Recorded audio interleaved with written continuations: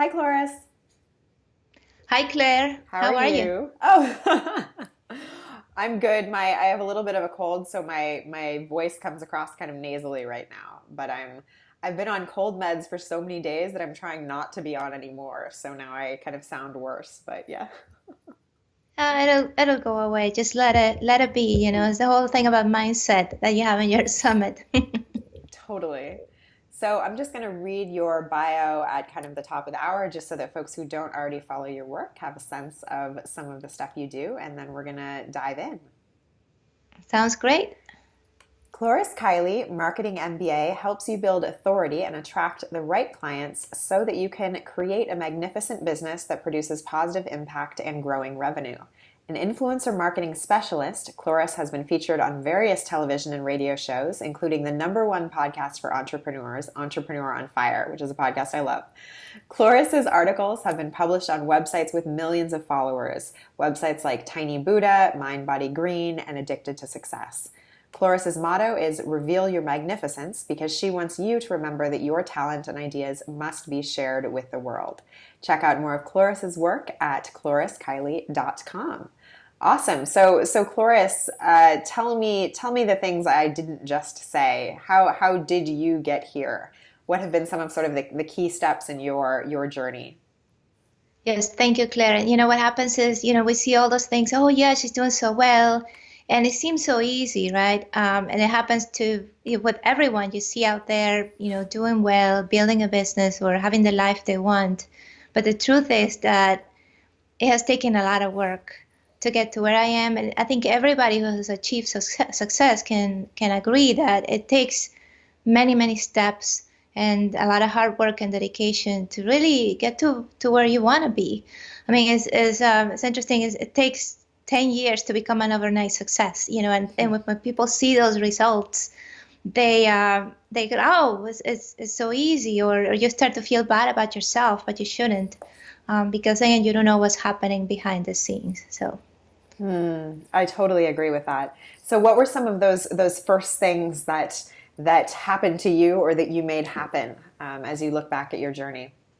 Yeah, exactly. I mean, I've been through a lot of stuff. I had an offline business for over 10 years when I started to reach people online, basically. And I went online because I went through a really tough life challenge. My marriage had ended, and I felt this calling to help people who were going through the same. So I said, I'm going to go ahead and write a book. And I didn't know anything about, book publishing. I had been writing for a while, but it was like fiction, young adult novels. And it Mm. was first time just writing a nonfiction book and to really getting my word out about the book. I had no idea blogging, all that stuff, which is new to me. So I was going through that challenge, but I think the fact that I was writing this book and feeling that at least I was making something good happen out of the situation helped me during that time. So I finished the book, and then of course the challenge: how do I get the word out? And that's when I started to really learn all this stuff. To made a lot of mistakes. I wasted a lot of time, a lot of money because I'm a very independent person, and at the beginning of that journey was something completely different from what I had ever done before. I just wanted to do it all on my own. That's what Mm. I had done my entire life. Everything just kind of figure it out, and I was very self-sufficient. And I tried to do the same, and I realized that this was a very different situation, and I needed help. So it was after going through a lot of trouble that I reached out. I started to look for people who had been successful doing what I wanted to do, to kind of emulate what they were doing and succeed myself. And one of those first people I connected with was the person I dedicated the book to, who is Dr. Wayne Dyer, the late Mm. Dr. Dyer. And during that tough time in my life, his books helped me get through it. I would read the book, his books every single night, and I kind of put all that knowledge and insights that I have gained from him into my own book. And Mm. I think doing that it allowed me to kind of reach out to him in a different way and connect with him personally, so he would eventually become my mentor. So it's kind of like one thing leading to the next. Wow, I love kind of that how a mentor sometimes through the pages can then transition into someone sort of more in real life. How did that happen for you? Well, it first happened when I was going to attend an event where he was going to be the speaker. It was called the I Can Do It conference, put together by Hay House, which is a publishing company where he used to publish his books. And I really wanted to meet him in person. I had gained so much, benefit, like value from him. So I went ahead and I wrote a letter. And I didn't even have his address. I just wrote it to Hay House. I said to Dr. Wayne Dyer, and I explained, my journey, what I had gone through, how he had helped me. And I said, I just want to say thank you in person. I would love to shake your hand and say thank you. So I sent it with hope, but at the same time, I knew, this is a person who reaches millions of people. He will not answer to me. And then I think weeks went by, maybe even months. Then I get a letter in the mail from Maui and Hawaii, and it had his name, his address, like, oh my Wow. God. And it Wow. was his reply. And his reply was just a quick note saying, look for this person. She'll lead you to me the day of the event. And Wow. yeah, and that arrived probably was like 3 days before the event. So that just, the time I was so excited, and that day I sought that person who introduced me to him. We talked, and that's how it all started. Wow. So, in general, you've been really influenced by kind of great coaches and mentors over the journey. Talk to me about how they've really helped you make sort of critical decisions or maybe push you to the next level, and really sort of why you believe that this idea of finding a coach or a guide or a mentor is so important on this kind of road. Yeah, definitely. I think every person brings something different to you, to your growth as an entrepreneur, as a person. So I would say don't seek to find everything in one mentor, because everything has a specific Mm. strength that they can Mm. help you with. So, for example, one of the first people I connected with was Lori Deshen, who is the founder of Tiny Buddha. Mm. And Lori and I have become good friends. But, back at the beginning of that journey, I was trying to leverage guest blogging to grow my audience. And, my writing was good, but thanks to Lori, I made it much better. I would Hmm. send, she was kind enough and she liked my writing well enough, I guess. And I was supporting her, of course, in Tiny Buddha, that she would get back to me with advice on how to make my writing better. And even if it took 10 emails back and forth, she would be there with me telling me what to do until I got that right. Hmm. And then she's like, I'm ready to publish your article finally. And she encouraged me along the way. So I owe her a lot, because the Tiny Buddha articles that I published, and I don't know how many there are out there, were what really brought the most people to my audience back when I was focusing on the personal development side. So Hmm. she helped me with that. Hmm. Then I connected with Ross Savage, she was actually the first woman to have ever crossed 3 oceans rowing solo. Oh, She just wow. got on a rowing boat and just rowed across 3 oceans: the Pacific, the Atlantic, and the Indian Oceans. Wow. And I initially connected with her through my podcast. I had her on my show, and we became friends once again. And Ross is a master of courage, and really, doing what you really want to do, no matter what. If you're petrified, then you do it. And as long as you have a final destination, you'll get there. And that's what she did Wow. to cross the oceans. Wow. So she taught me that, and it was of course completely different from Lori. And then I connected with John Lee Dumas once again when I was a guest on his show, and he has taught me how to really run a business from a place of helping others rather than what's trendy or what's in it for me. I've Hmm. learned from him how he cares about every single person who listens to EO Fire. He really is there in person. He's not just somebody who's going to send a bunch of mass emails and, cash in. He's somebody who you can actually reach, and somebody who really cares. So I've learned that from him. And, it's like everybody I've met along the way has taught me something different. And then it has allowed me to grow as a person pretty much every single day. So, what do you think when you think about sort of the guides or the coaches or mentors that have helped you along the way? What do you think their motivation is? You know, you're talking about John Lee Dumas teaching you to basically build a business where you're helping others, and so now you're sort of in that same position as Lori and Roz and John. What kind of is that motivation to help others? Where does that come from, and what is the reason that someone like Lori would write back and forth 10 times for a specific guest post, say? Well, no, there's something there has been actually studies about it, about being kind to others, and they studied the levels of serotonin, the feel-good hormone in people's brains when somebody was being kind to them, and when they themselves were being kind to other people. And guess what?